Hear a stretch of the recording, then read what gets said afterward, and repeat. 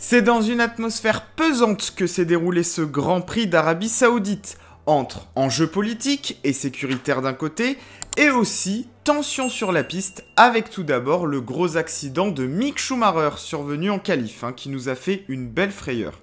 Tout va bien pour le pilote allemand, bien qu'il n'ait pas pu participer au Grand Prix, tout comme Yuki Tsunoda d'ailleurs, qui lui a été victime d'un problème moteur.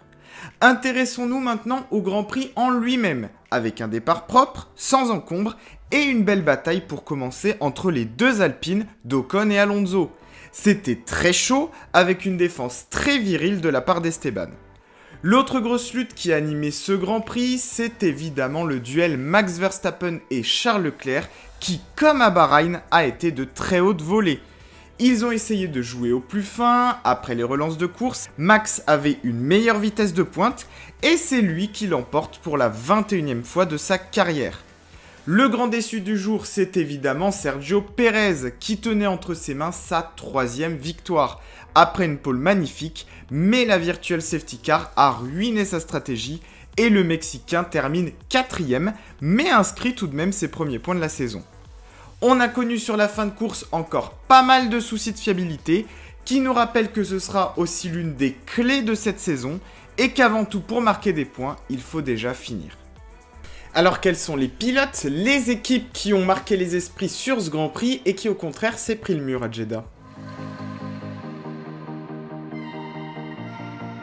Et premier du top, évidemment Red Bull et Ferrari. Week-end magnifique des deux côtés du garage. Pérez le samedi offre une superbe pole position pour 20 millièmes de seconde, lorsque Verstappen lui se positionne 4e. Il montre qu'il peut être là quand son chef de file a plus de difficultés. Le dimanche, c'était l'inverse, mais Red Bull place ses deux pilotes dans une très bonne position et le championnat peut enfin commencer pour eux. Chez Ferrari, on poursuit sur la lancée de Bahreïn. Cette F1 est toujours aussi performante et Charles Leclerc est décidément très rapide avec cette voiture. Carlos Sainz, bien que pas très à l'aise, assure et grâce à sa 3e place, il conserve son rang de Bahreïn au championnat. C'est très propre au sein de la Scuderia et ça fait plaisir de les retrouver dans cette situation. Deuxième du top, pour des pilotes qui limitent la casse ce week-end, George Russell et Lando Norris. Les deux Britanniques ont garanti pour leurs équipes respectives des points solides, très importants pour la suite.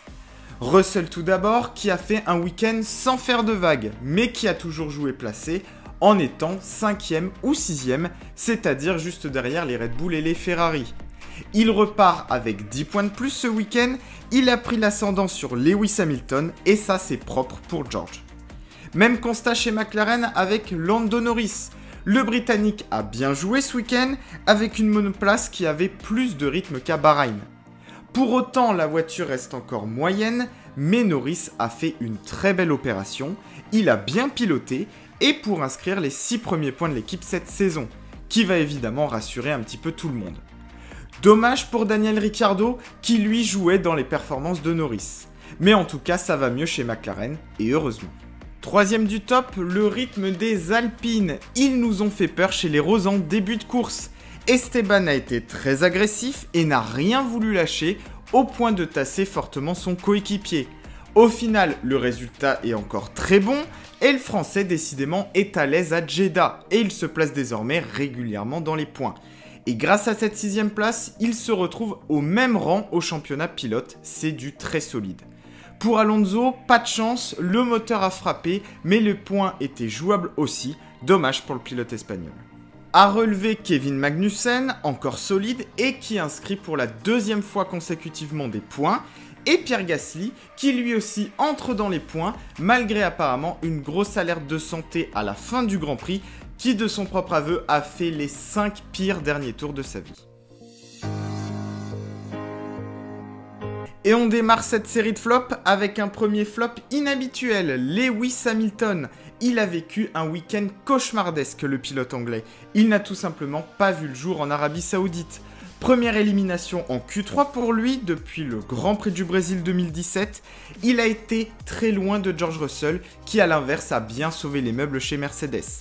En course, il avait plus de rythme, mais en partant loin, c'était compliqué et les faits de course ne l'ont pas aidé non plus. Bilan 10e et un tout petit point, ça ne lui remontera sûrement pas le moral et il accuse le coup. Il est désormais 5e du championnat à 29 points du leader, c'est dur. Deuxième flop, c'est pour Williams et plus particulièrement Nicolas Latifi. Encore un week-end compliqué chez les Britanniques qui n'ont pas sorti la tête de l'eau. Double élimination en Q1 le samedi, Latifi a connu une première péripétie en heurtant le mur. Le dimanche, c'était pas mieux, les deux pilotes n'ont pas été propres. Le Canadien a une nouvelle fois connu un accident et le Thaïlandais a été trop optimiste lors d'un dépassement sur Lance Stroll. Au final, de la casse, beaucoup de travail pour les mécaniciens, un 0 pointé qui a de quoi inquiéter.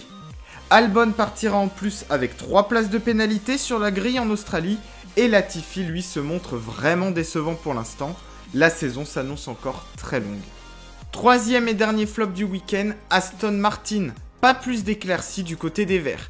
Petite satisfaction, Lance Stroll a pu sortir de la Q1 le samedi, contrairement à Nico Hülkenberg. Mais l'équipe est toujours incapable de viser les points à la régulière. C'est d'autant plus inquiétant qu'à Jeddah, il y a eu pas mal d'abandons et qu'il y avait peut-être une opportunité à saisir. On l'a vu notamment avec Norris chez McLaren. Il faut souhaiter que la voiture évolue car pour l'instant, elle constitue l'avant-dernière force du plateau. A noter aussi un petit peu de déception dans le clan d'Alfa Romeo qui pouvait aller chercher les points. Bottas a été victime d'un problème de surchauffe et Guan Yu Zhou a pris un mauvais départ et a été victime d'une pénalité qui l'ont empêché de remonter.